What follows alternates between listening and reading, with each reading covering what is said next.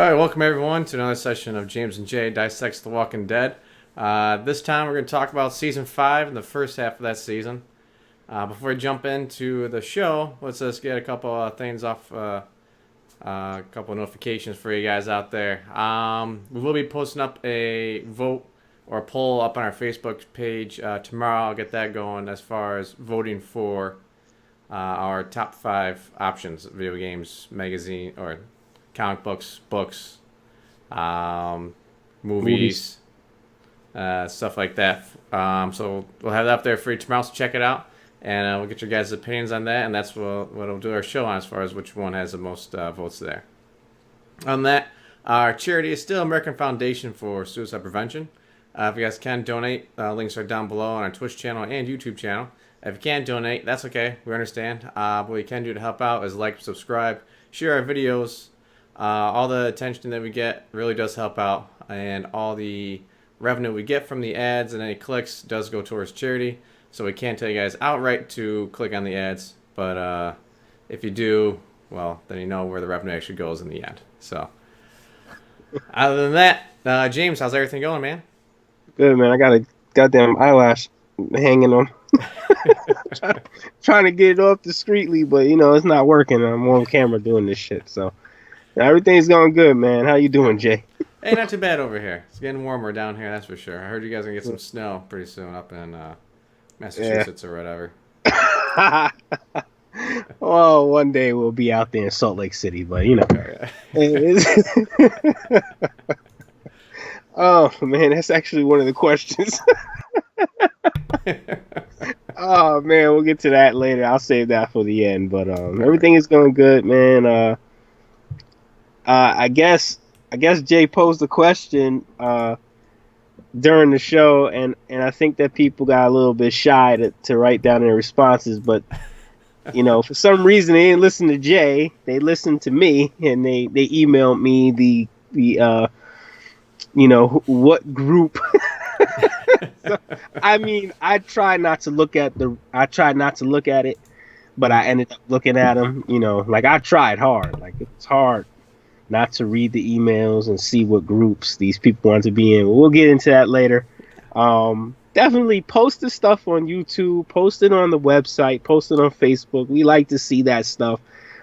It's always nice to come to work and get the emails. You guys could email me all you want, but show some love to the website and whatnot. And Because all the attention helps. So however you guys can promote us, the better. So. Yes, definitely. But yeah, Season 5, Jay. Here we go. Yeah, we are into another season there. I guess what were your overall thoughts about it? A little bit different take. Again, I mean, when you first watch, The Walking Dead, and you invest your Sunday nights into The Walking Dead. You gear yourself up, all year long, all summer long. You watch all, you look at, Fear the Walking Dead. It hasn't come on. Actually, Fear the Walking Dead actually started at this point. It didn't start yet. I'm sorry. You start to watch TV and you start to watch other shows, and the summertime, starts to, dog days of summer get here, and, July, August. And once August rolls around, you get to Comic-Con. I think that's actually in July. When you get to Comic-Con in July, you start to get the sneak peeks of the seasons. And when we first saw Season 5 trailer, it was different because unlike Season 6, they didn't show you any of the characters except for flashbacks. In the Season 5 trailer, they kind of showed you that the characters got away, So it was like they didn't care about the cliffhanger. It wasn't, it was almost a foregone conclusion that they were going to escape. And they used a lot of trickery in the trailer. They had Gareth actually look as if he was part of Rick's group at one point. He had a line where he said, we're all going to go to Washington together and beat this thing. You can YouTube the old trailer. So they use a lot of trickery. And then at the end of the trailer, for the first time ever, they did the cut trailer, where they showed the second story, which was Beth's reveal of where she was. So it was a unique twist to it. So we got that season 5. When we got to season 5, we had this anticipation of what's coming next for the group. They're in this train, they're in a stock car. You're watching the trailer, now you're seeing that they could possibly be teaming up with Gareth, and then of course you got the Beth reveal, and you had a couple of other things that made you cringe at the trailer, like Glenn, big foreshadowing what was to happen to Glenn later on in the series, but he was about to get his head bashed in with a baseball bat, and they cut away from it. So it really kept you on the edge of your seat, and everybody thought the guy that was going to bash him was Negan, and it was great, so the anticipation was there, and it followed up, that trailer followed up with the most viewed episode in the series history to this day. Great episode, too. Yeah. And it didn't disappoint us, man. This was the besides the season 6 premiere, the 1A, 1B, I mean season 7 premiere and the season 5 premiere, in my mind, are 1A and 1B of the best premieres in the show. You really, I mean, if somebody were to say, they like season 5 premiere better, I couldn't argue that. And obviously, if somebody said, "Oh, I like season 7 better," you can't argue that either. Mm-hmm. This was one of the greatest episodes in the series, man. No Sanctuary. I loved it. I remember talking to you, Jay, and saying this season is going to be off the chains. It's going to be unbelievable. We were texting each other at this point, and it was just we were so excited. And this is actually 2 months after I got married, so it was just like, I got back from my honeymoon. I was looking forward to The Walking Dead. Life is good. Life is good. And it was just like, wow, we got, we're starting off season 5 with a bang, man, literally. Yeah. And wow. So, but that's my thoughts on it. I mean, I text Jay and we talked about it, so I'm gonna let Jay tell you his thoughts on it, because I know he felt. I'm gonna go out on a limb and say Jay enjoyed it too. So Jay. Yeah, I mean that opening episode was spot on. I love the callback, and it brings you back. Like whenever they mention stuff like in the series, like Shane, or like past episodes where it makes it feel like it's real. Like it brings back that history, that kind of emotion back in the past, where it's not just moving forward, but ties into everything. Like yes, the show is progressing. So when they had that one guy that Rick and Carol ran into show up there at the little slaughter pit there at the trough there, I thought that was awesome. Yeah, Sam. Yeah, Sam. And he had empathy for him. You knew this character. You're invested into him, and there he goes in a gruesome way too. Where smacked the back of the head with a bat and then slicing his throat open, and they did a great job of the special effects there. Unbelievable. I guess the actors didn't know how it was going to look, so when they reacted to the actual spray coming out, like the tube that the guy cut, it was pretty amazing. I love that part. Got to see Carol being a badass. Yep. And once again, you have walkers being a threat. Yes. I think that's key to the series, is that you have that walkers at least be some sort of threat. They can be a tool, they can be a weapon, but they have to be, imposing and threatful weapon. Yes. And a lot of action. Tons. Great. Yeah. Tons. A lot of close calls. Oh my God, this episode had everything in it, Jay. Had everything. Yeah.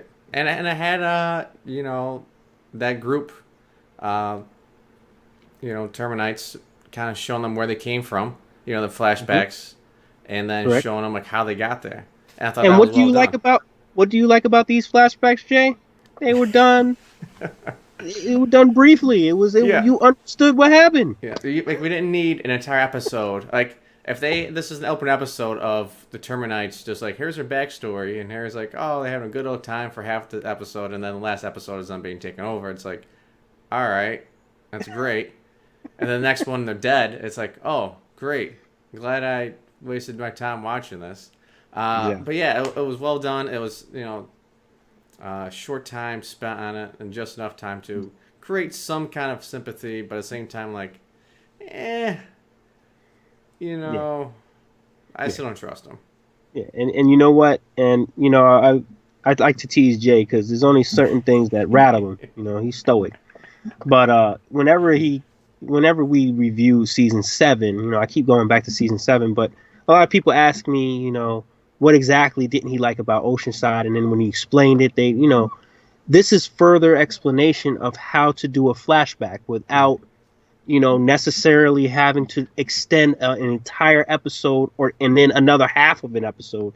It's redundancy when you can just knock it dead in a brief 30-second clip or a 45-second clip and then, end it off the same way, but tell the story in the middle currently, so it's like everything they did with flashbacks up until season 7 was brilliant.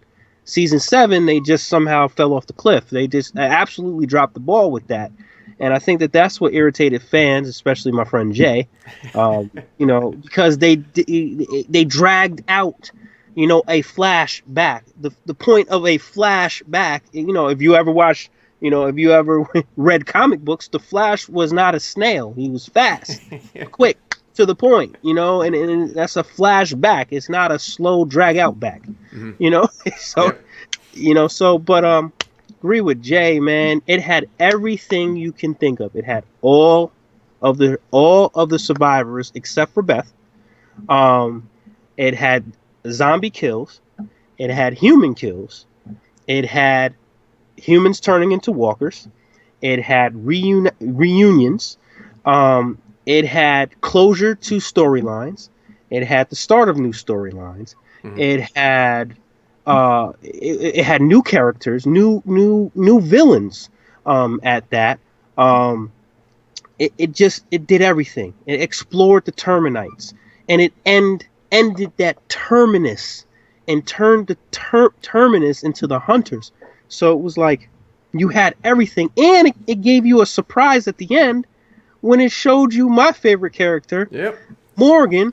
That's hot on the icing on the cake, man. That's just like, what? God, you can't beat this episode. We went crazy when he came back. We couldn't believe it. Morgan's back. Oh, going crazy. I freaking fell over and all this other bullshit. Yeah, because we're like, who the heck is this guy? All masked up and everything. He must be hunting them down. And it's like, wait, who is it? What? and you have to remember. Mm-hmm. The last time we left off with Morgan, he was crazy. So you don't know if he's going to try to kill Rick or if he's trying to find Rick and be his friend. You don't know because he was crazy as hell. Yep. So, but anyways, great episode. They got out of the stock car in a very unique way. They made weapons they made themselves, weapons out of their jewelry and their clothing and stuff. That was very unique. Rick and the group, when they got pulled out of the stock car, you thought that they were going to die at the pig trough. They gave you a tease with the butcher swinging the bat near Glenn's head, but stopping twice. The first time he stopped was because of an explosion. The second time, because of a gunshot. Second time, the explosion. So it's like, actually, the first time he stopped was because Gareth wanted him to, round counts. Yeah. Give him a round count. And Gareth is cocky at this moment. He has Bob over the trough. Rick has that look of, I don't care what you do to me, you can't break me, because he knew Gareth and his group were weak, and he couldn't break them. And Gareth, at this point, Gareth's arrogance got the best of him, and it ended up costing him later down the road. You got the tease of Glenn getting his head bashed in with a baseball bat, only to be saved by who? Carol. Badass Carol comes in and single-handedly saves the group because Tyrese is fighting a guy and he's just crazy. I don't know what the hell Tyrese was doing. I kind of like those scenes only because once again they're short, but it got the point across where it's kind of like good versus evil. Other side of the coin. You can be Tyrese or it can be this guy where it's like and You know, if you and think no one's gonna Tyrese is die, it's gonna be you. And that's a great line there. I like that line that the one guy had to exactly, say. and he kind of like Jay always says, once you start to show that you have compassion and the moral compass of a group, it starts to foretell your doom. And you know, Tyrese couldn't kill a guy, came back, to bite the group in the ass literally, or bite the group in the leg if you could, if you want to say that. But this was a great episode. It had an Easter egg here. We're gonna get into the first question. We got to get into this because it is the first episode. The Sure. first zombie, Tyrese and Carol C, resembled Andrea. This was done on purpose. This was a replica of Andrea, and it wanted the viewers to. It was almost a shout out to Laurie Holden. The handcuff on Andrea. If you look at the zombie, if you watch episode 1, zombie had the handcuff on the same hand that Andrea on her left hand. It also had, the same outfit that Andrea had on when she was kidnapped by the governor. And of course, if Michonne gave her the gun to shoot herself in the head, the wound was on the same side, and she also had a neck wound. This wasn't an Andrea Walker. Mhm. It was just shot out to Andrea. It was like an Easter egg of what happened to Andrea. But that was very creative, and it had a lot of people talking there too. So that was one of the questions. I had to answer that one first. But other than that, great episode. No flaws in it. 10 out of 10. 17.29 million people watched it, and that's why it's the most watched episode, is because it was that great, and the anticipation, of waiting the whole summer and knowing what you had to look forward to, unlike the season 6 finale, which pissed people off and actually took away from those numbers. I think they did it very, very. They were very successful in their cliffhanger in season 4, because you knew what you knew where you were getting into. I guess the only thing I would change from the season finale, season 4, would be instead of saying messing, I think they should have used the F word. Yep, we'll take the hit on that. Yep, you don't know who they're fucking with. Yeah. It was definitely this table was set. I guess why do you think they had so many people at the trough though? Do you think they're? Yeah, I feel like that was a little too many people to kill and then prepare for the meals. I mean, how many termites do you think there were? Do they need that much food? Well, that was another question. So the group was put into a stock car called stock car labeled A. Yeah. There were other stock cars, obviously. One group from A, one group from C. Gareth explained this in the beginning. These were different groups of survivors that came into the Terminus, and they obviously, they were given a choice. You learned that later when Mary, Gareth's mother, was speaking to Carol. You learn later on that they don't initially attack you. They give you the option and give you a choice, and this whole series is about choices. So they give you a choice to join them and to believe in what they are and to become what they are. So it's almost like saying, you become one of us or you feed us. And, a normal human being that's not crazy is going to say, no, I'm not doing that. I'm not going to, if you're a true survivor and you care about people, or you just don't want to eat another person, you're going to say, no, I'm not going to eat that leg over there, man. I don't want that shit. You're going to say stuff like that. You're going to be like, I'll go eat some grass, or, I'll go hunting, or eat tree bark or something, a rock. Yep. I'm not eating that person still moving. I don't want to eat him, so these are the remnants of survivors that chose not to do it. And, Jay pointed out again, Sam, he was a peaceful person. He said it. People suck. But I love people. It's better than the dead. So he definitely wouldn't have chose to eat people. He wanted to love everybody, So you can easily see him saying, "No, I can't. As much as hungry as I am, that grilled hand, I don't want to eat it today." So just in the sense that they did have a lot. Then there were, just like the world has gone to shit, there are those people, just like Lizzie in season 4, they have a couple of screws loose who give up, and it's a strength in numbers type of thing. Hey, these guys have got it made. You know what? Put a little barbecue sauce on that. It tastes like chicken. You got people like that. So I could see several groups coming and several groups making the decision to join Terminus. And then I could see the opposite. I could see several groups rejecting it. But when the Terminites have such large numbers, their numbers are, probably larger than a group of 4. They can easily overtake those smaller factions. And, and at some point, they also would have to hunt people, and they would lure the smaller factions, and they would determine, hey, they're probably too weak to join us, and they would kill them, because if everybody kept joining the Terminites, they would have no food. So, yeah, right, yeah. So, it's a system that they have in place in Terminus, and obviously Rick and the gang are going to eat people. That's why they were at the pig troughs with Sam and the other people that we've never seen before. Do you think everyone, or do you think maybe Eugene would be like, fuck it, I'll eat some people? I agree. I think Eugene would have been the type. I think Eugene is a chameleon.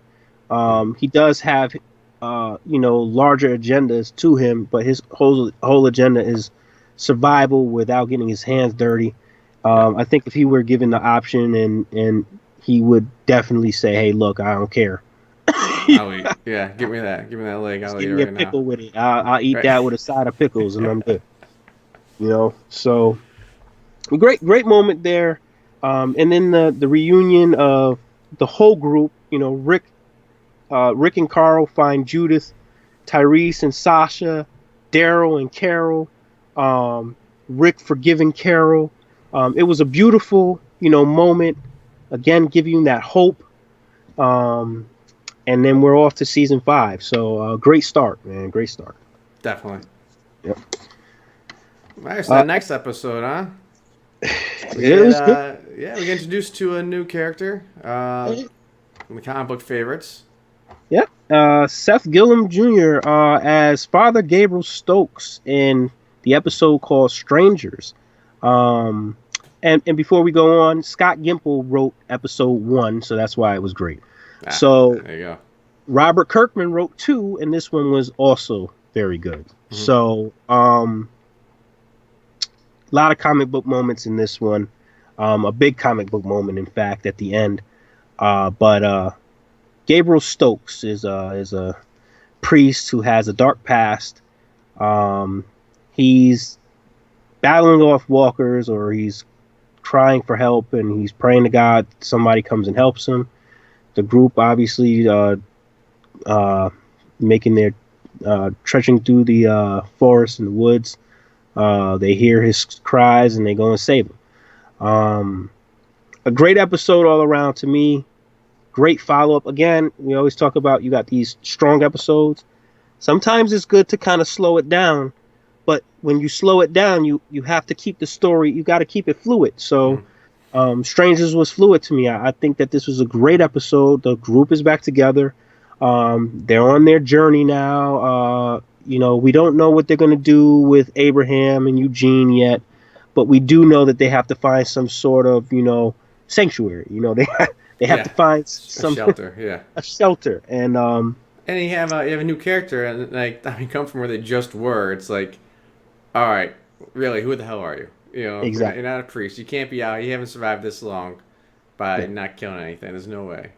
And you're also getting a glimpse of Rick, who is further not trusting a human being other than the people he's surviving with.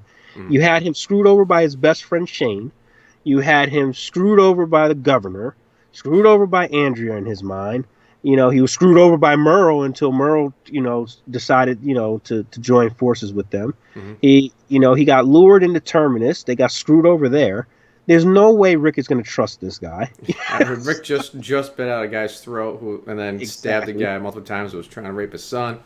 Yes, confidence in humanity is pretty far down low. He's broken, and he's too far gone. He is now the governor in this case. Mm-hmm. And he's going to do whatever it takes for him and his group to survive. So, of course, they talk to Daryl. They talk to Carol. Carol and Tyrese decide not to tell the group about Lizzie and Mika, which is great. They talk to Daryl. Daryl tells them, "Hey, look, there was a car that took Beth." They end up seeing the car. Daryl and Carol go and chase the car. They go into the church. Once they go into the church, they have to scavenge. When they scavenge, it goes back to what we said in season 4, a foreshadowing of what was going to come. If you remember in season 4, in the episode Alone, Bob got bit on his right shoulder, and the walker bit him on a bandage, and it saved him. And Sasha actually said, "This was a warning. This isn't going to happen again." Guess what happened? They go to scavenge. Yep. Bob gets pulled under. You obviously know what happened, but nobody else, like the group doesn't. But something bad happened to Bob. Turns out he got bit, and he gets kidnapped by the hunters. All while Rick and the group is agreeing to go with Abraham to Washington, D.C. to solve the zombie virus and all this other bullshit. Can we just... can I say like a WTF to Maggie real quick? Like, yes. You have a lead on your sister. And you're just like, nah, let's leave town. What is up with that? I mean, shit, you were trying to find Glenn, writing signs and everything, but your little sister's missing. You're just like, no sense in like following. I mean, you have a lead. There's a car, and they had a cross on it. Nah, she's gone. Just forget about her. What? She'll sing a couple of songs and she'll be all right. Yeah, come on. And I agree with that too. I think Maggie was an emotional wreck. She basically she finds out that Tara was part of the group that killed her father. She doesn't bat an eye at that either. There's certain things here that you start to see. Maggie is turning the other cheek, and I'm going to tell everybody right now there's a reason for this, and it's coming up in probably later on in season 8. There's only so much you could take. So keep an eye on this as we review all these seasons and look back at Maggie and how open she is. And you're going to start to see a little bit of change in Maggie as she's starting to lose more and more people. But this was a great episode. It ended with Bob Stuckey getting kidnapped and, of course, got the comic book moment. Bob Stuckey replaces Dale in this instance, and he loses a leg. Yeah. So, and it all comes back to the choices that you make. Tyrese decided not to kill one of the Terminites. He led the surviving Terminites to where the group was. They kidnap Bob, they eat his leg, and then we're into another great episode. So the first 2 episodes, to me, slam dunk. Yeah. Now, do you think, let's bring Tyrese, do you think he knew that guy was still alive after he beat him up, or do you think, like, he might die, or? I think he knew he was still alive. He can't find it, and he said it, nobody has to die today, and he doesn't want to kill anybody. Yeah. And the guy kept telling him, the guy told him, you're going to kill me. And he kept saying, I won't. Because he wasn't going to kill him. He just wanted, he just snapped. But he was able to bring himself back. So Tyrese knew he wasn't dead. He just didn't want the group to see him as a killer because of what happened with Lizzie and Mika. He just did not want to be responsible for killing another human being at that point. Mm-hmm. And I think that was shown just by how he didn't want to talk about Lizzie and Mika, and he just can't find it in himself to kill a person. Yeah. And he also prevents Carol from going back in there too. Yeah, because she would have killed him. She was going to kill him. Yeah. But he just, again, he's showing that humanitarian side of himself. And guess what? Whenever that happens, Bob Stuckey started to show it. Well, now he lost his leg. He's optimistic, life is good, there's always positive everything. Oh, he got bit in the shoulder. So, yep. So, 4 Walls in a Roof, great episode. Starts off great. The Terminites are eating meat, they're ripping it apart, they're slobbering over it. Yeah. And Bob Stuckey comes to. He notices, Gareth is talking to him, basically arrogant, telling him, we didn't want to do this to you, and you taste good, and all this other bullshit. And then Bob reveals the bite, just like in the comic book. He does a tainted meat line. Yep. Brilliant, brilliant. Great start. They basically, the hunters or the Terminites, they're calling themselves the hunters at this point. They basically bring Bob Stuckey back, and they attack Rick and the group.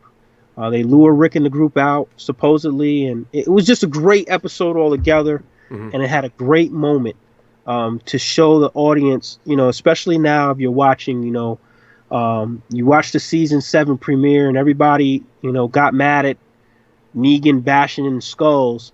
But in the first 3 episodes, you have people getting their heads bashed in with a baseball bat and then their neck slit over a pig trough. Pretty damn graphic. You have zombies eating people's noses off. Yep. And then in episode 2, you have Bob Stuckey getting his leg eaten by cannibals. Not to forget all the the subliminal hints that these people were eating humans and seen carcasses of might have been children hanging in refrigerators. So. And then you have 4 walls and a roof, and they're eating, obviously it's not real, but they're eating human meat. And on top of them eating human meat, you got a great moment at the end where Rick absolutely slaughters Garrett. Yeah, he stands over him and slaughters him with the machete with the red tip, just like he promised him. So. And then you have Michonne, absolutely crushing people's skulls with AK-47, and Abraham is doing the same thing, and Sasha stabbing people to death. It's insane. And people complain about season 7?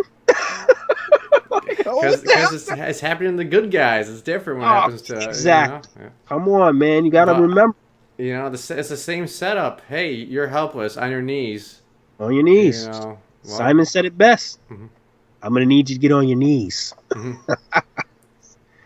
That's what Rick said. Yeah.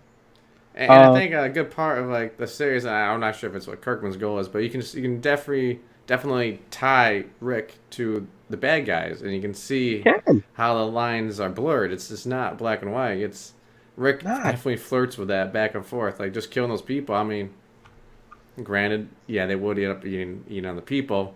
There's probably more humane way to kill them, besides for the butt of a rifle or multiple hacks of a machete. But this is him, the dark part.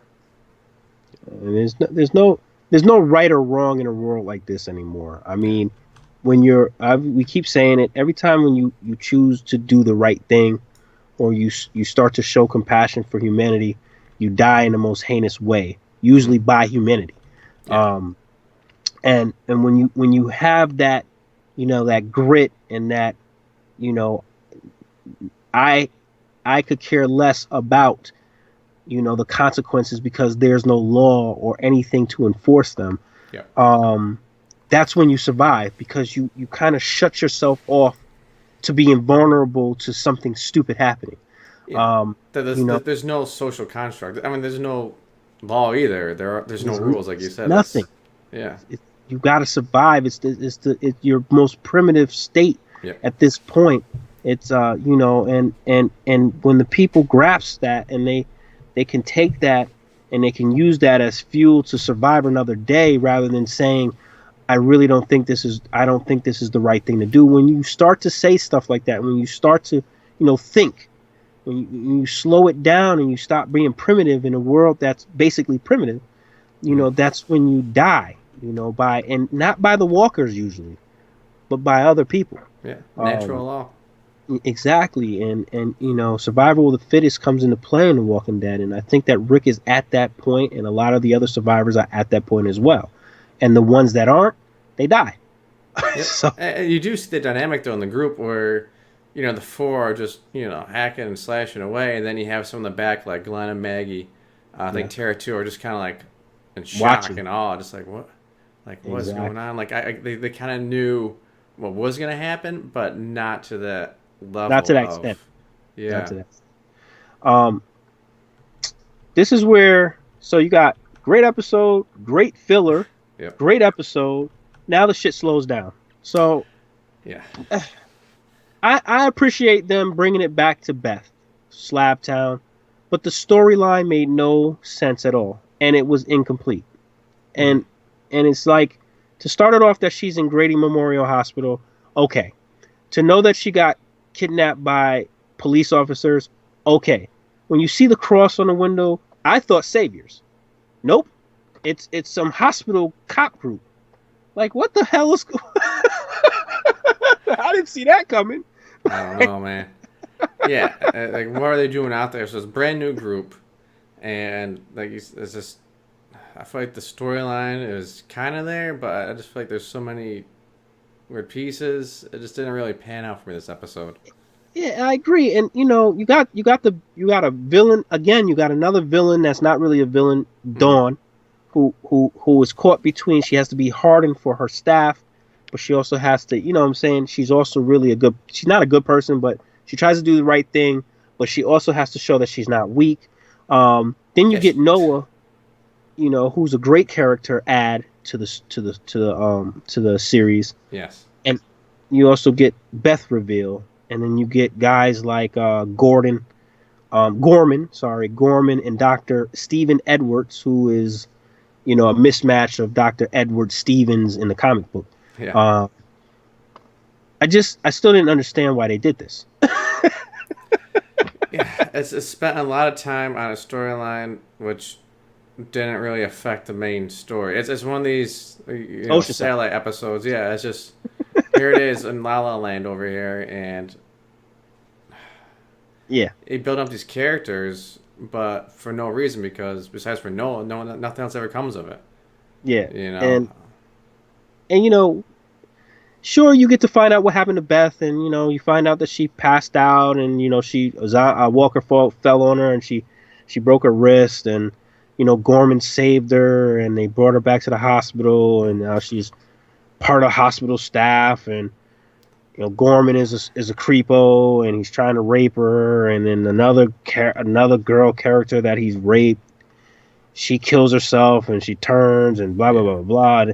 It's just too much, and And just surviving in the city like that, and they're just going yeah, come on. scavenging, but somehow like how do you even get around in the city? I feel like you can't drive because you come around the corner and then all of a sudden there's 200 zombies. They're blocking the street, and then you're screwed. Or Episode 1. yep, there you go. So they're scavenging out in a random ass cemetery area, Yeah, and they just happen to find Beth. It's like, in the dark. yeah, in the dark, yeah. Like seriously, like come on, and Noah and Beth make a grand escape, and Noah gets away, and Beth end up staying in the hospital, and of course Noah somehow we'll get into that. It actually comes a little bit later, but the Noah reveal was my favorite part of the episode. What happened to Beth was, it was good to see her again. I Yeah. like Emily Keeney as an actress. I think she did a great job in the series itself. But this hospital thing was just this is a jump the shark moment here. They just added this in to stretch the season, and there was no need for it. There was no need for this. These characters were forgettable. We never explored them again. We never explored the backstory. We'll probably never see them again because now we're in Washington. We're in Washington at this point. It just Yeah, they're gone. They're gone. Like just like I said, the characters just weren't there. So Dawn actually believes that they're gonna be rescued someday still. Yeah. And everybody else is kind of going along with the police officers being authoritarian, raping people and beating them up, and are they supposed to be good, bad, the other, but they're somehow have enough resources to feed all these helpless people. Yeah. And it's just like, ugh. And their resource. We have a guinea pig in the house, so Vanessa didn't like these people at all. But they're one of their main food resources were guinea pigs. So obviously guinea pigs reproduce a lot, but they can't. I don't think they can reproduce at that rate to feed, a hospital full of, Yeah. orderlies and cops. Because you There's got to no feed way. them too. Yeah. All the vegetables and stuff. I mean, Why would you? And it was just such a, to me, it was just such an unneeded storyline that they put in here. yeah. So I didn't like this one. The first three were great. Now you're starting to get into, all right. Yeah. Next episode, self-help. Another filler episode. This is when, you get another comic book moment here, where, Eugene is, he's discovered to be a farce. He's not the scientist. He's admits that he's lying about it. You get Abraham's backstory, which was done brilliantly.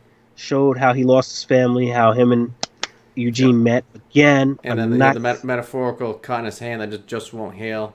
Won't heal. It's just like the wound still. He needs purpose in his life, and without purpose, he loses himself. Brilliant backstory there. Yeah. Got to see the relationship between him and Sasha. You saw Eugene watching them have sex. You got the great line of Dolphin Smooth. It was awesome. You seen Eugene rig the car, the bus, so they couldn't continue to travel. It was sorry, not him and Sasha, him and Rosita. Him and Rosita, I'm sorry. Yeah. He was with Sasha in the end anyway. So, but, you got a lot of good things in this episode, but again, to me it was a little after Slab Town. I kind of, you got the Eugene coming out that he wasn't a scientist, so you got the comic book moments. I didn't know how I felt about this episode. I love the show, but we got to dissect it. So it wasn't one of the stronger episodes to me. I didn't think it was. And you have this strange scene where Tara, I was like, "You guys won't believe what I found," and it's like, "What? What is it?" And later on, she's just playing with a yo-yo, and it's like, "Yeah, that's it." No mention of she loves yo-yos or something, or nothing Italian. It's just like, what the hell? It's awkward. Yeah. And then a question here was Kratom. What was Kratom? You got to watch the show. It's obvious. It's Glenn, Rosita, Eugene, Abraham, Tara, and then the M Kratom was Maggie. So. So she named the group Kratom. That's Kratom. So that was a quick question. That could have been missed, but I mean, I just wasn't. I guess I was indifferent to the episode. I guess I just whatever. It was another episode to me. Yeah. So I think there's some high points in the episode. At the same time, it was lukewarm. It was a fine episode. Fine filler episode. Agree. Consume. This is another, everybody thought this was the moment. When you saw the previews and you saw that it was a Daryl Carroll exclusive episode, you thought that this was going to give you that how do you Carroll moment or Daryl? I don't know. You know how they mix the two names together. I don't know how they sound the same. So. Yeah. So you thought you were going to get this moment. But this was a sneaky episode because it gave you the backstory of, Daryl being abused. He related to Carol. It was really a slow episode where it was almost like I felt like the characters in this episode where I kind of felt as if they were in a place where they could actually rest and sleep. Like you kind of got into that, the vibe that they were in almost like a comfort zone with each other, and the place that they went into, you knew it was safe. It kind of lulled you into it too, and it was just like, you got this episode with Daryl and Carol, and then of course they ran into Noah, and Carol gets hit by the car. Another slower episode. They're starting to get into this back-to-back fillers type of things. I didn't dislike the episode, but again, it wasn't a stronger one to me. It was. it had more. There's more potential than what they reached. And Dale and Yeah. Carol are very similar characters. I mean, both were much weaker prior to the apocalypse than they are Yep. now. You know, Yep. both were beaten. Both were subservient to a different, a larger man. Carol obviously to her husband, and Dale obviously to his brother. Yep. Where they weren't their own person yet. Uh, but both of them have grown obviously into these survivalists, and Yep. probably number one, number two of the group. Yep. And you got the kid zombie there. Yeah, that was a little heartbreaking too. That They was don't show a lot of kid zombies, nope. and that was still blurred because of the window. Yep. But well And done. just it was a artsy Hmm. type of episode, but again, it was like okay, back to back. We got back to back episodes where we're basically going. We're kind of blending into each other here, and then it sets up into Crossed. And there was Uh, sorry, there's one before we jump across. There's one yep. Go ahead. where you have Daryl stopping Carol from killing Noah, and Yep. then you have Carol telling Daryl Yep. not to kill Noah, and it's like I'm not sure. Are they flip flopping? I'm not sure what the writers were really trying to get across there on the shift of the characters during the episode. I think it was when Daryl told Carol not to kill Noah. It was because again, Carol wasn't. Oh She yeah, wasn't yeah. thinking about Noah. She wasn't. She was just thinking kill, and He there just was took no our point. guns. Yeah, Yeah, and when Daryl wanted to do it, it was almost like Carol has this rage, not a rage, but just this switch that she's just an automatic killer. She doesn't think, she just shoots. And Daryl has this rage where he gets consumed with revenge and vengeance, and both of them, like you said, they play off of each other. So one of them sees the other one's flaws and stops it, and the other one in turn will do the same. So it was almost like Daryl stopped Carol from turning that switch on and just killing him, and Carol stopped Daryl from being the vengeful maniac. Almost like his brother. You know what I'm saying? So it's yeah. like they placate off each other. So it was pretty great how they did that. Actually, I actually liked that part of the episode. And then of course Noah and tying it together, and then we go straight into Cross, man. Yeah. And it's like, okay.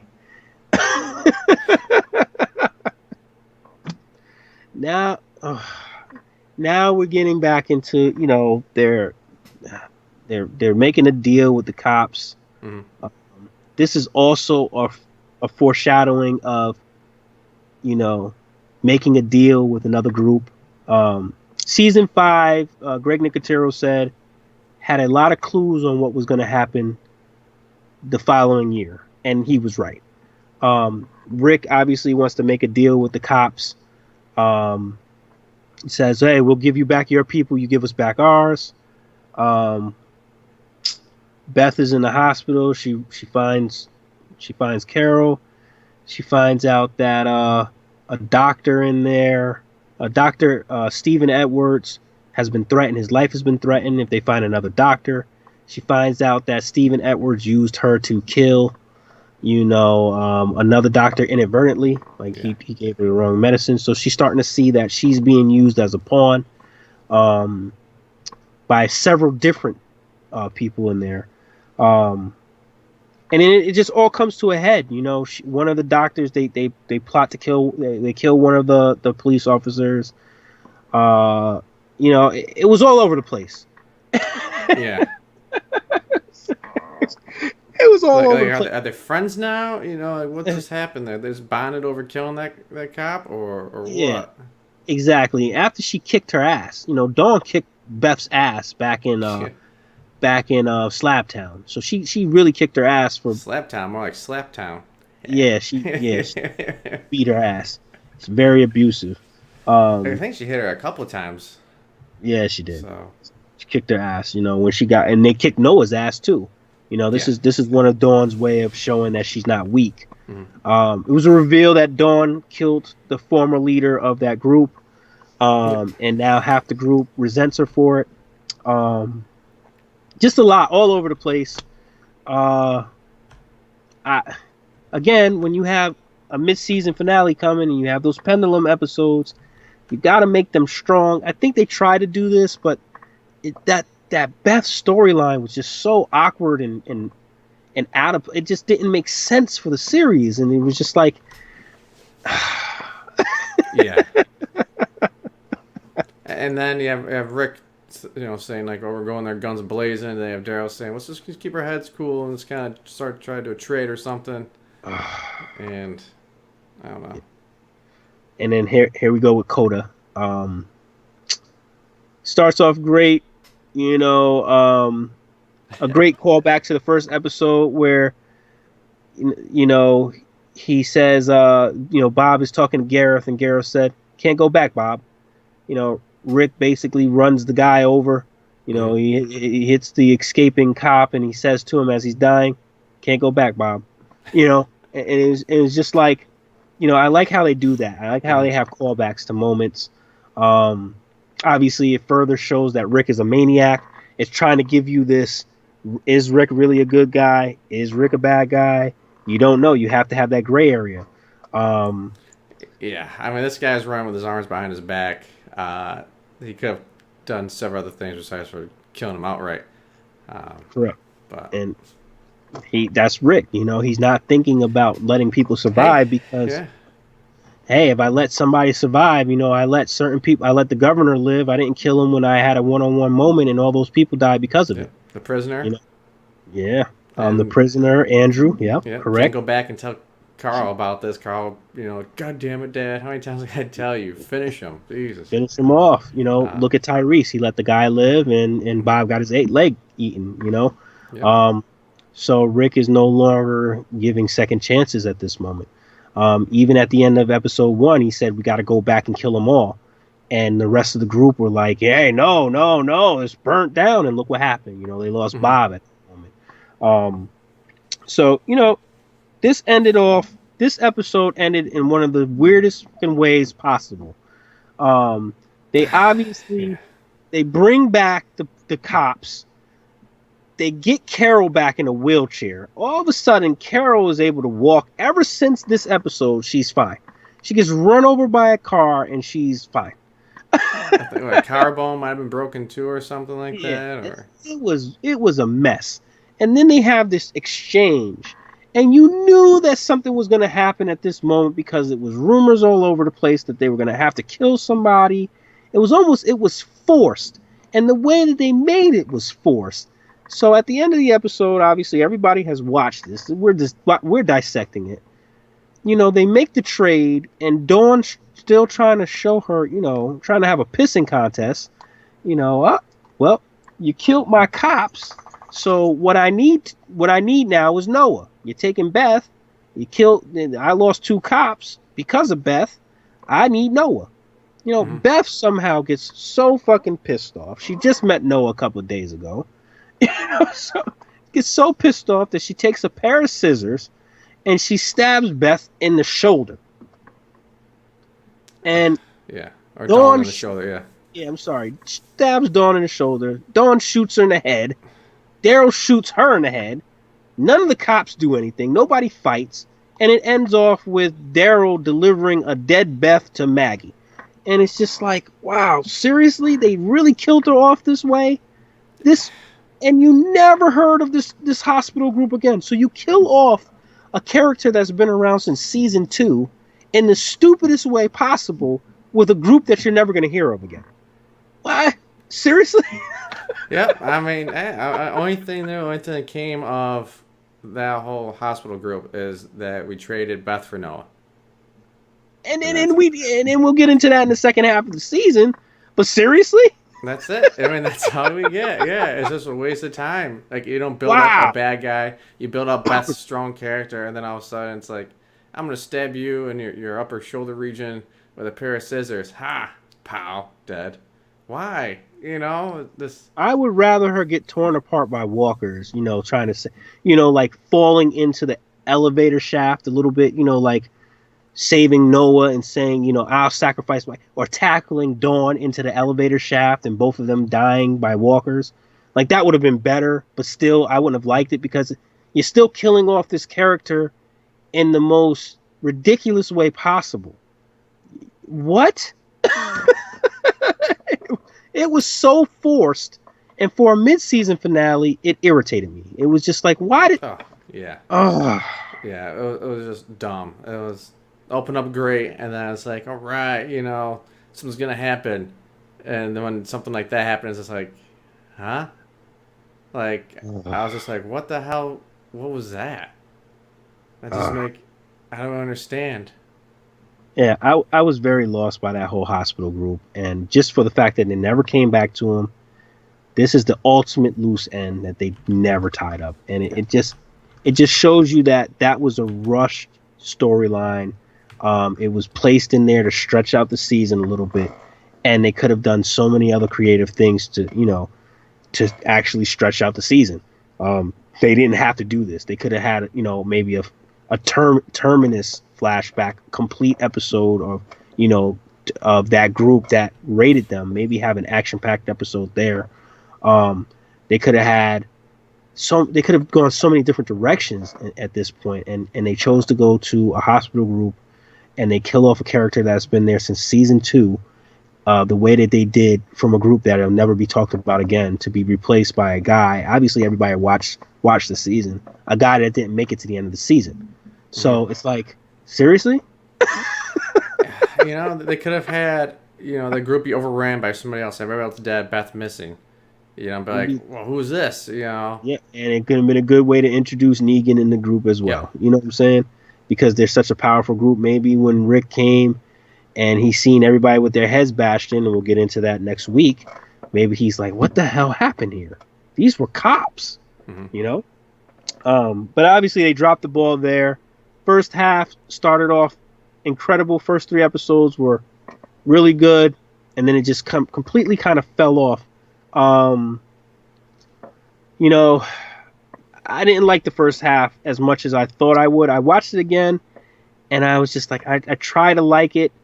There were a lot of things in the first half that I liked. A lot of the new characters I liked. End of Bob, Stooky. I liked that. I liked the comic book moments there. I hated the hospital group. Too many filler episodes in a row. Bad placement, I guess you could say. Iffy on the first half, but as we always talk about, 2 halves to the season. So, got to look forward to the second half, and we know that a story ended with Beth. We know a story ended with Bob. We know a story ended with the Terminites. We know a story fucking ended with the hospital group. And that's one thing I do like about it, is that everything's tied up. Nice little bow. Except for the hospital group. Yeah, well, at least it's over. We know it's over. Even if it's shitty, we know it's over.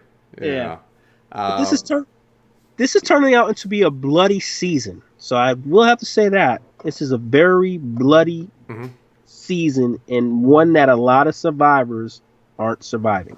Okay, key survivors. I agree. I think the first 3 episodes were great. I thought Slab Town was meh. Next 2 were good. Crossed was and then Coda was all right. We're gonna do awesome in this season finale, and then it's like, let down freaking alley over here. I don't think it's much of a letdown as season 6's season finale, but it's definitely one of the if not the worst mid-season finales out there. I actually think, I actually like season 3 mid-season finale better than this one. I think this one was the worst mid-season finale of the series, hands down. Season 1, when they took the break, obviously it was Vatos. It was when the group got overran. I like that better. I like pretty much Dead Already. Sophia in the barn. I love that. God, yeah, come on, yeah. I gotta give it to season 3 because you had the Michonne versus the governor. You had Rick infiltrating Woodbury. You had this total shift of the governor. It kind of ended kind of weird and funky, but it was a great episode altogether. They saved Glenn and Maggie at the last moment. I like that. Season 4, best mid-season finale ever. Season 6, I loved it because even though it cut it off, it still you knew what was coming. You know what I'm saying? Yeah. So I like that, that kind of cliffhanger. And in season 7, because of the comic book moment where he guts Spencer, I actually like that, and it was a Negan filled episode. Season 5 was like, what the fuck is this? This is stupid. So Yeah. it's Yeah. like worst one in the series. We said it, Yeah. Is you gotta and ask yourself, like, does this progress the story in any way? Does it develop characters in no, any way? It no, doesn't. It's just it's a pause button until we can yes, get to the second half. That's all. and and boy, the second half does pick up a little bit more, and it ends great. Mm. But we're gonna get into that next week. Yep. I gotta tell you, we said it last week. The first half of season 4 was great. The back half was a little bit down. First half of season 5, I think season 4 and 5 are kind of, uh, you know, mirror images of each other in a weird way. The Mm-hmm. polar opposites. One had a strong first half and a weak second half. The other one had a weak first half, and then we're going to get into next week. So before people say, "Hey, you're contradicting yourself," again, two halves to seasons, man. Because I don't like Yeah. the first half. Yeah. And once again, we're talking about like the routine of The Walking Dead or algorithm where it's you can literally break up their half seasons into separate seasons. It isn't Yes. like there's connections obviously, but the stories pretty much just stop there, or hey, this is where we're gonna go into the next season. Yep. Which I like. It keeps a nice smaller bite-sized content that we can process. With the Um, exception of season 6, which why that season was so great oh because yeah, it just kept flowing. yeah, You know, I mean, you're gonna compare a bad season to a season. It's season 7. You're gonna compare a good season to a season. It's season 6. And trust me, we'll break that all down. But you know, what did you feel about that first half, Jay? I just voiced my displeasures with it, but what did you feel about it? I think the first quarter was great. Okay. I guess the seasons 1 through or episodes 1 through 3, I thought those were outstanding. Yep. And then you got into the hospital land, and that just lost me there. I like the Abraham episodes, or at least with that group. Yep. I think they did a great job casting them. Yep. Some character development here and there, just enough. But then the hospital is just Buzzkill, man. It's such a buzzkill. It's just yeah. a letdown. Um, I Man, her death is just so lame. I feel bad for her too, because I saw her on Talking Dead afterwards, and she was she just couldn't crying the believe entire it. She time. was very upset at it. I think she just bought a house down there and everything. Like she Yep. thought she was gonna be there for a while. Yep. She actually said she was under the impression that her and Daryl would be something in the show. Yeah. So this is the second actress, Laurie Holden, who plays Andrea, was also her character was supposed to be extended and still be alive at this point. But obviously, with writer changes and whatnot and storyline changes, they had to make tough decisions. But with Beth, it was almost like a forced decision because they wanted to basically appease the fans and give them a death. I think that they wanted to just include a death in the mid-season finale because they did that all the finales up until season 3, season 4 they had a death, season 2, season 1. I think they wanted to incorporate death into the season finales and mid-season finales, and sometimes it doesn't work because sometimes you don't need to incorporate death. You just don't need it all the time. Or you could have introduced so many different characters. Like at the hospital, Beth could have met somebody where she saves them. Yes. Maybe she takes the beating and be the strong person, so that way they don't get hit. Or Yes. they escaped Terminus with somebody that was stuck in the car with them. Just basically, him and Daryl are out there smoking and joking, and then they see Carol out there. All right, let's throw them out there, and they get hit by the car. Yeah. Or both of them get hit. Something like that, where it's like you have a secondary character we can just write off a red shirt. So you'll get your death, but you spend so much time with Beth in this hospital. You could have built up another character if you really wanted to. Could have. and to give us a character like Beth, who I understand once you get the fans attached to a character, it makes it hard for you to lose that character. But the way you took Beth away from the Walking Dead fans pissed the fans off, because it was like we felt cheated. Yeah. Her it's the death. dumbest way to die. Come on. Possible. Why, if you're gonna make her die, it wasn't even heroic the way she died. It was stupid. It was like she was a complete moron, and she was supposed to have became a stronger female, under Daryl. Like Daryl gave her strength, and she became a survivor. She said it. I'm a survivor like you. What she did was it was stupid. It wasn't what a survivor would do. Mm-hmm. A pair of scissors. How can that kill somebody? At this point in the just game, doing it to like piss her off, but it's like they could have look at Sam, for instance. Like, he was like screen time 5 minutes, if that. And when I saw him at the trough, I felt really bad. I was like, shit, I like that guy. Yeah. He had a good personality. I empathy for him. He just lost his girl and stuff like that. They could have easily have done something like that with a new character, and still would have had the same reaction. Like, oh shit, they just killed him. Yeah. Why couldn't? Here goes a thing. I know they wanted Noah, but why couldn't they kill Noah and have Beth say, well, Noah always talked about his home. Why don't we go here? The storyline would have almost been the same. Yeah. I just felt cheated with Beth's death, and it wasn't because she died. It was how they killed her off.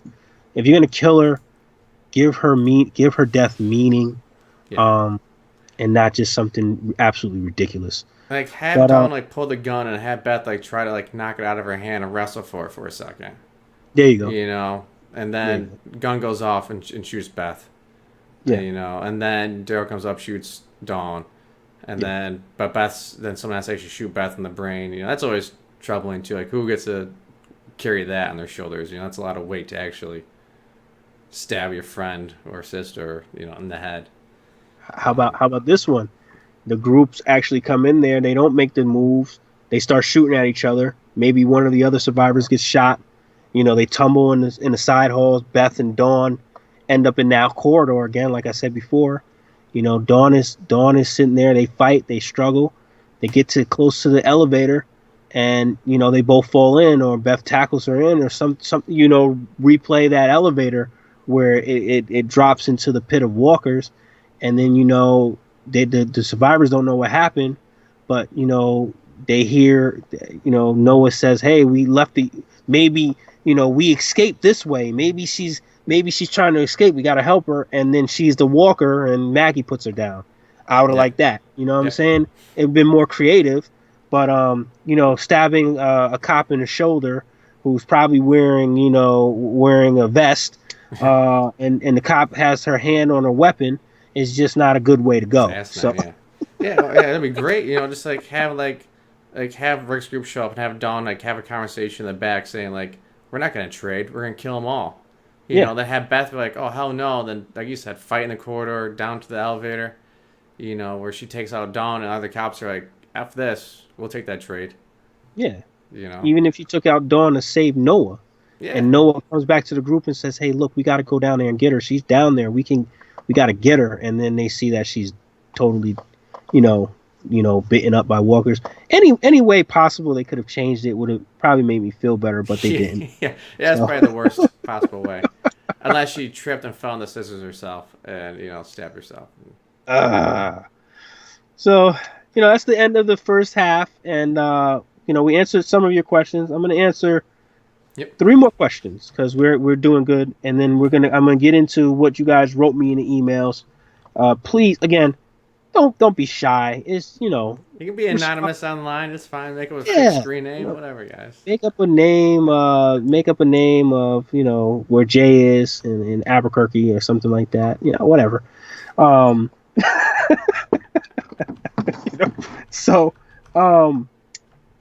Okay, I'm gonna do 3 more questions. We answered the first. I think we answered 3.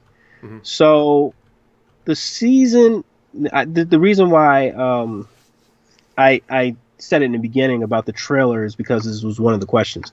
So One viewer, a friend of mine, said he remembers the season 5 trailer and it showed Gareth discussing with Rick going to Washington to cure the thing together. What happened to that? Well, that's trickery. They don't want to. They want to throw fans off because there's spoiler groups out there. Everything is out there where people are telling the episodes before they happen. This was season 2 was the start of that, but it started to it's progressively gotten worse with spoiler groups. Right. So they try to throw people off by making Gareth seem as if he was in cohesive with Rick. He wasn't. And then when he was standing in front of the window with the walkers behind it, this was just image trickery. It was it was, what is the word? Kirk Gimple said it last year. I can't even think of it, but it's basically, he's just showing you that Gareth said, "Oh, well, I guess you don't trust us anymore." Well, that's trickery. But the window with the walkers behind it showed Gareth and the walkers as enemies. That was Rick's enemy. So it was almost like saying, "Hey, look, this is what we're trying to show you is Gareth and the walkers are your enemies at this point. But we're going to use trickery to make you think that Rick actually started to trust Gareth." That wasn't the case. No. So, obviously they have to do that. Sometimes they throw in deleted scenes.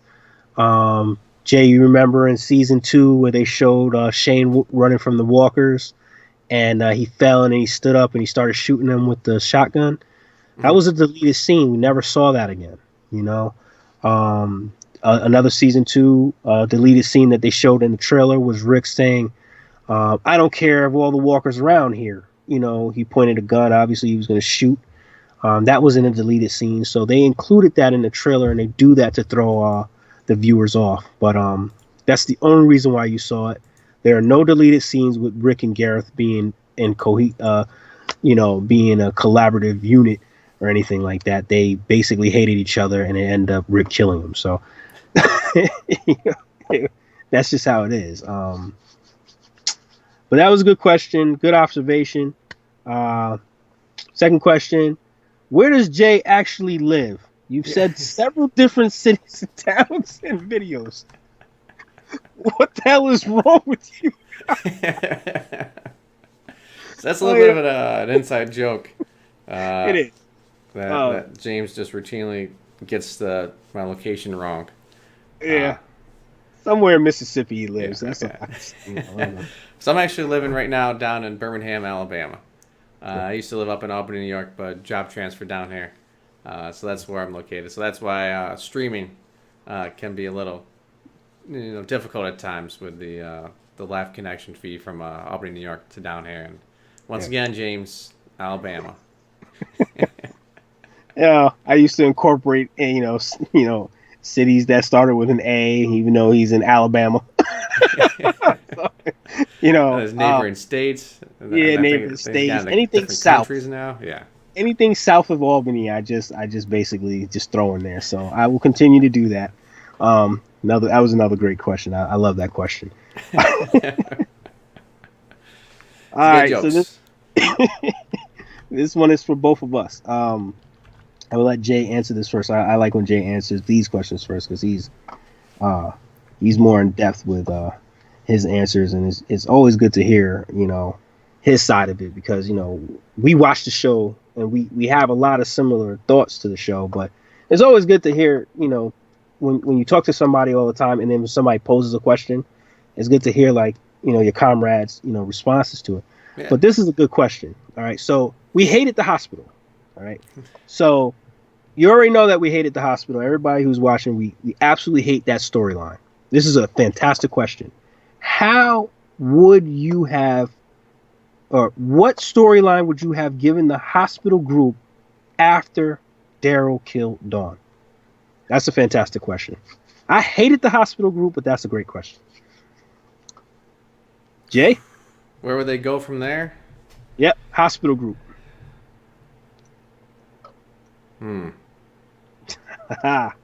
That's why I had you answer first. Method to my madness. I mean, they could try traveling. They could try catching up with Rick.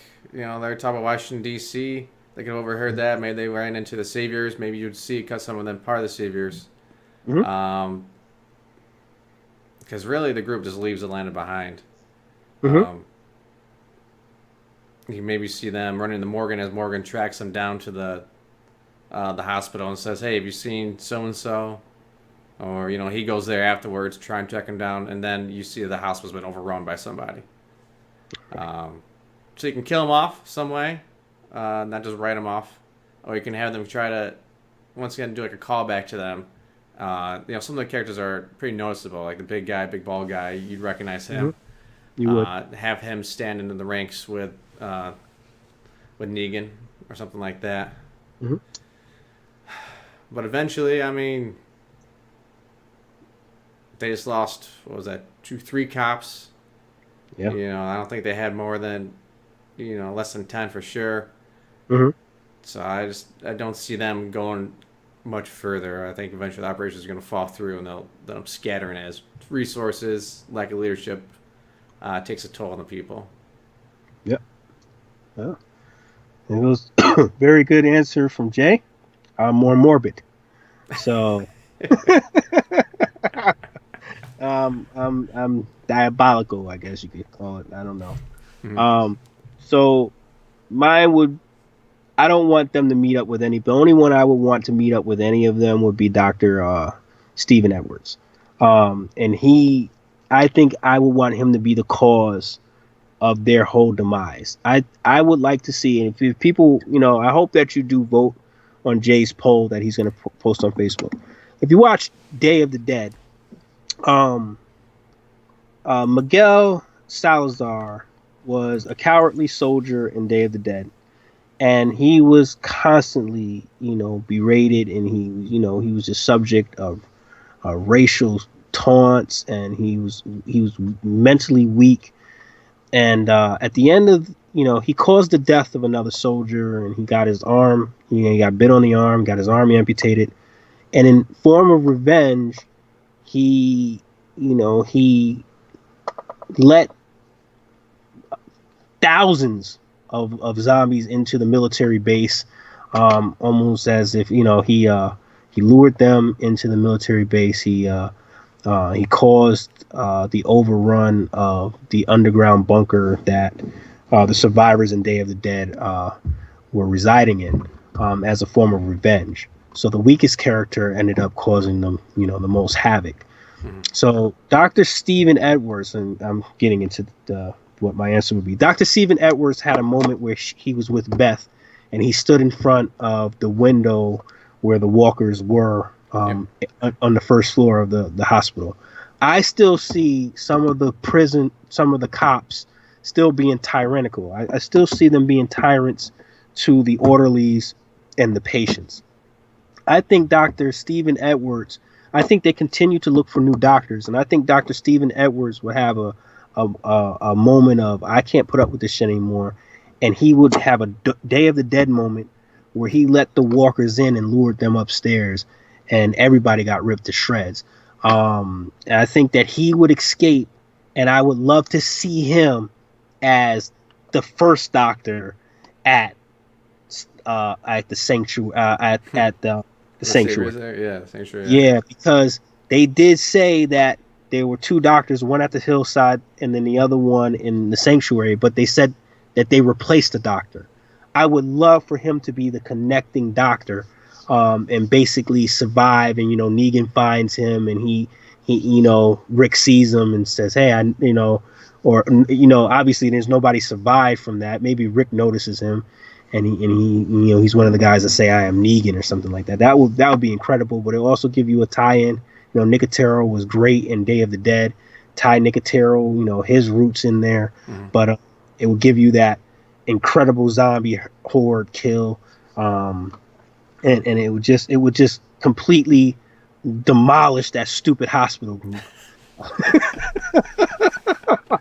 I don't even care about any of them. I want all the walkers to just invade and kill everybody. Yeah. Because it's terrible. And I think that in reality, the answer would be their numbers are so low.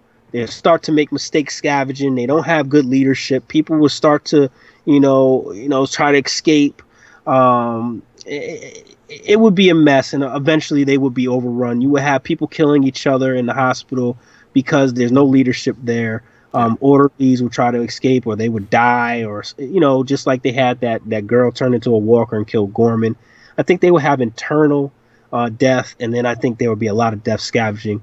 They weren't long for the world, but they shouldn't have been in this world anyways. It was just terrible. So, that's mine. Jay's is more futuristic. Mine is more I want to kill everybody.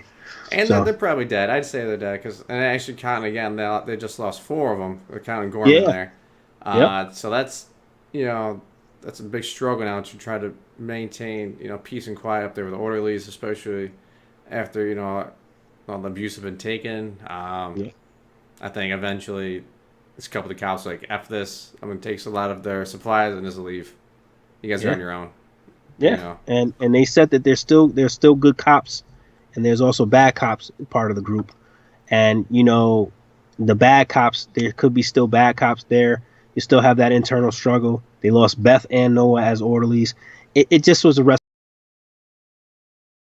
I think that they weren't long for the world anyways. Just adding them to The Walking Dead just didn't make any sense to me. So hopefully that answered your question. Both of us, that was subjective. That'd be a great web series, though. Just hey, this is what happened. That was my next point. It was great. That was my next point because that would be a hell of a webisode. Yeah. But now, getting into these emails that you guys were supposed to put on YouTube or Facebook, and I tried not to read them.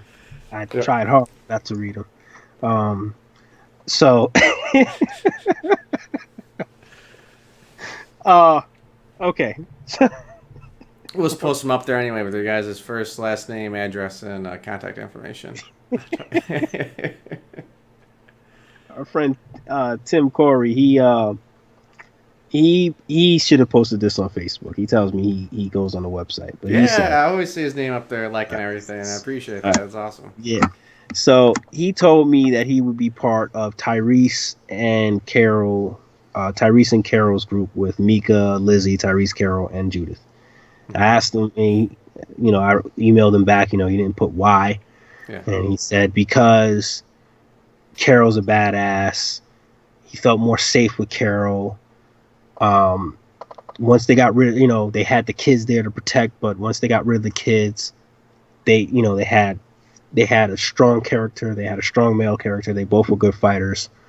They both had, Carol was more of a protector. Tyrese, he was a natural protector. They both were protective people. So it was almost like they would be perfect to have your back. You know what I'm saying? Because they looked out for each other. That's just in their nature. Tyrese was a protector of children and good, and Carol was a protector of the group at that point.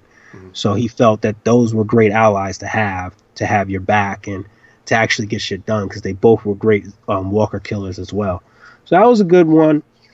My friend Mark, he emailed me on my personal email.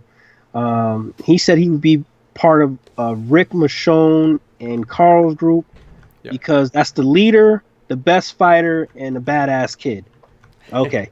So there's arguments for every group, but that's probably the strongest group, to be honest with you.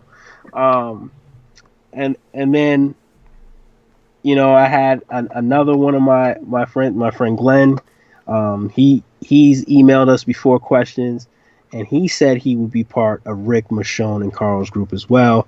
How could you not be a part of a group where one person can kill 20 to 25 zombies at a time? Okay. So Rick can kill 20 to 25 zombies at a time too, and Carl's pretty bad as well. So thank you for that. Watch this on YouTube, and please post below. We would love to hear those comments and see those comments on YouTube, man. But thanks for emailing me. I tried hard not to read them. I mean, I clicked open and then I started reading them, but I did try hard not to. So like 2 seconds. Like, okay. I shouldn't be doing this, but I'm gonna. So all right, and then Tim asked, what groups we would be part of. I'll let Jay answer again. What group would you be part of, Jay? Not the bus group, that's for sure. They're dead. Able to jump on this bus, a bunch of weak old people. No, I'm good. Sick? Oh God. Yeah. Just recovering from the nasty flu there. Recovered. They died. Yeah, well, we were on the road to recover, but the road did not go well for them. Nope.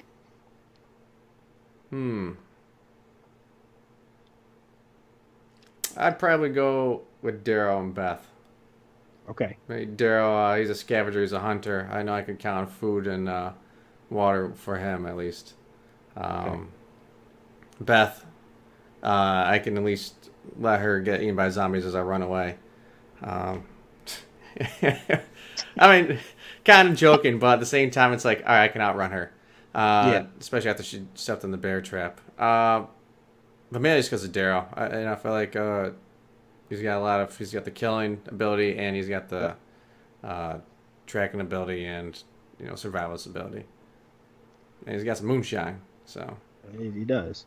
An answer that should surprise every one of you watching here. Jay would understand this because I've said this several times to him before. I wouldn't be with any of these goddamn groups. Every man for himself. Screw that.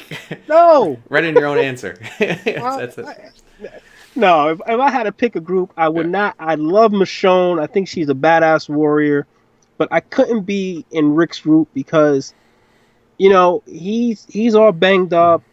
Yeah. They're going out scavenging. He's sitting at home, and the claimers are coming in the house. Carl and Michonne are going off doing their own thing. I have to agree with Jay. Daryl's group, Daryl can survive, man. He's a survivalist, man. He's a tracker. He's a scavenger. He's everything. And he also, he taught basically a timid person like Beth how to survive. Mm-hmm. He can teach somebody who wants to survive, how to survive. Beth didn't want to survive. She had no choice. Daryl basically said, you need to move your ass, when she was crying at the train tracks. But to be with a person that can actually show you, and you can absorb it and become a useful asset, to other groups or for yourself, if you want to survive on your own, he obviously, he leads by an example. He's not that type of leader that's gonna, he's not like Rick in a way. He's his own type of leader, but he's also a type of leader that doesn't want to lead you. He doesn't want to tell you what to do. It's almost like work with me. So definitely Daryl and Beth's group. Like Jay said, Beth is there. Who cares? The strong survive, man. See ya. Every man for himself. She fell down. She got caught in a bear trap. I'm gonna leave.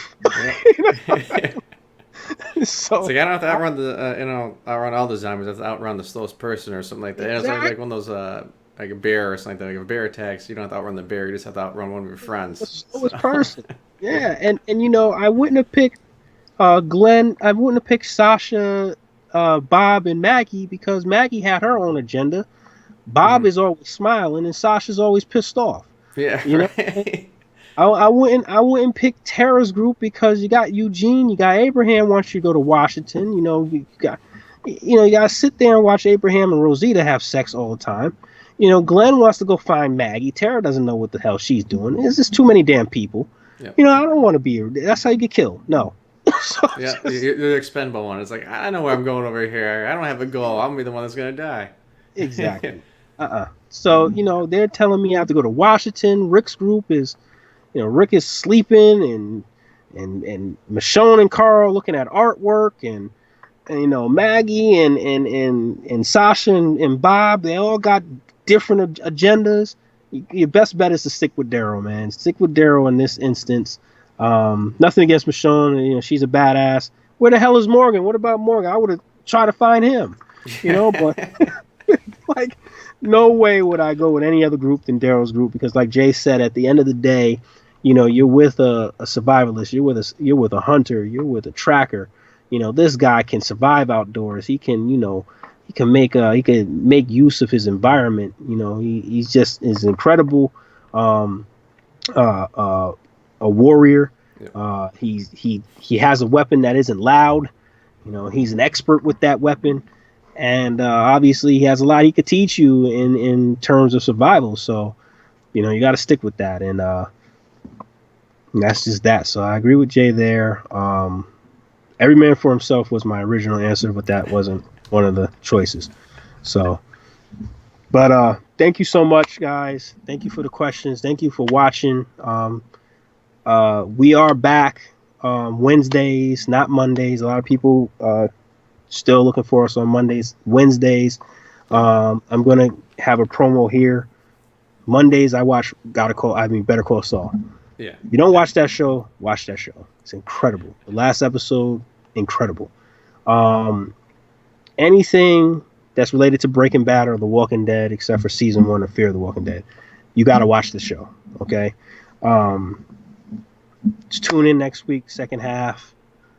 Jay, what's the schedule after that? Are we gonna go to the polls after next week and do the top 5 or?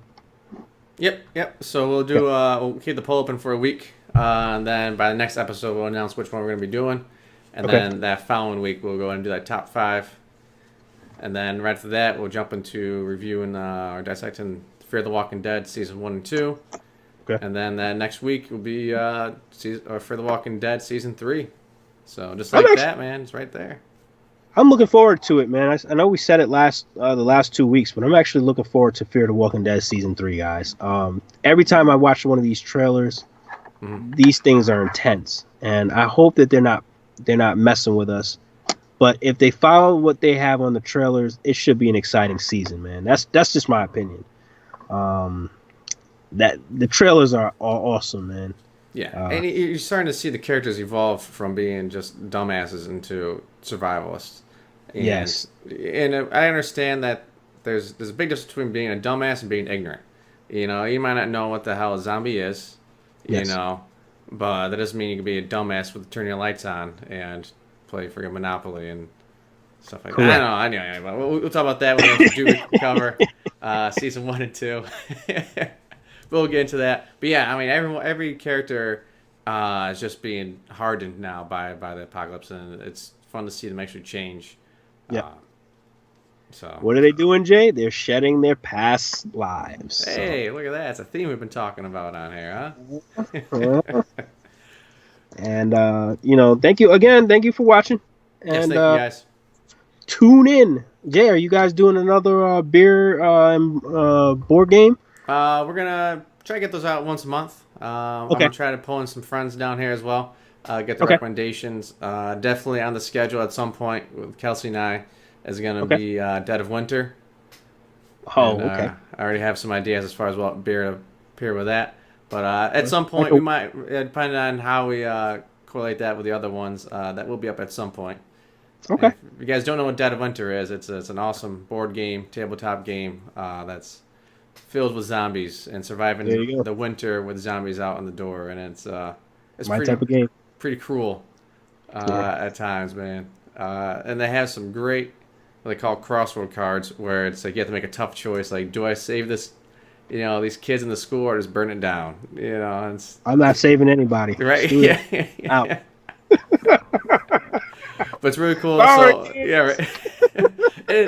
But it hits on a lot of keys of zombie apocalypse. There's food ration you have to worry about. There's cleanup. There's hopeless or helpless survivors. There's danger. As soon as every time you leave the gates, you get a chance of getting bit or getting injured out there. You have to work together, or maybe you're trying to sabotage everything because you're a doctor who's been kicked around for too much, and you just want to screw it. I'm just going to open up the floodgates for the zombies over here. Hey, just like we said with that was my idea for Dr. Stephen Edwards. I see this stuff, man. But it's really fun. We'll get that review / little gameplay there up at some point. That sounds awesome, man. I actually am jealous because I wish I could you know, our connection would be too bad. You guys would be making a move, and I'll be all freaking all over the fucking place. So, We might be able to get something going there. yeah, Maybe not be able to strip at the same time, but maybe I can do some play, some let's play or something like that. there you go. All right, man. So great show again. Yeah. Be back next week. Definitely tune into the website. Follow us on Facebook, like Jay always says, Twitter, Instagram. Just follow us and make sure you post on that awesome poll coming up. If not, I'm going to just make the decision myself because I already know what I want to talk about. Top 5. Hey, we can vote too. Yeah. You know, so we have the veto power as well. But Yes, there you go. eventually we'll try to hit all of them as we go forward. And one thing we want to make sure is we have enough content to keep this channel and this particular segment going as long as possible. There you So go. we don't want to do top 5 everything. Yeah. Because we want to make sure we have the filler episodes Yeah. in there as well. There you go. All right, guys. Yes. Thanks again for watching. Thanks again for watching us on Twitch Live or YouTube. If you guys can donate, please do. Links are down below. Like usual, if you can't donate, just like the video. Subscribe to the YouTube channel. Share us on Facebook. Find us on Facebook or follow us on Twitter. We have an Instagram account. We have pretty much everything out there. So just more publicity we get, the better. Brings us higher up on the ads page. Means more people, click on us. Means more ad revenue, which means more donations to charity.